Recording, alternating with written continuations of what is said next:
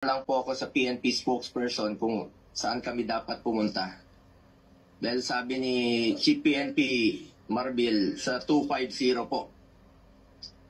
Nilapitan ko po ang inyong spokesperson at hindi po ako sinagot, tinakbuhan po ako.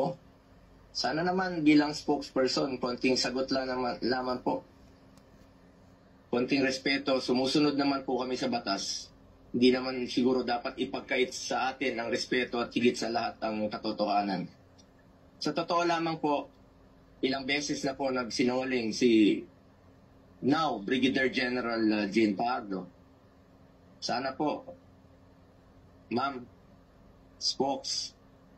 bilang spokesperson, totoo lang po ang sabihin mo, alang-alang sa bayan. Your duty is to be loyal to our flag and to our country. Minahal namin kayo ni dating Pangulong Duterte.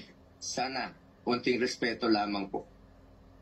Kung nagawa niyo yan sa akin, magsinungaling, mas nagagawa niyo po yan sa ibang tao.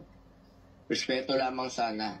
Gaya ng pagrespeto at pagmamahal namin sa uniform personnel. Pangalawa,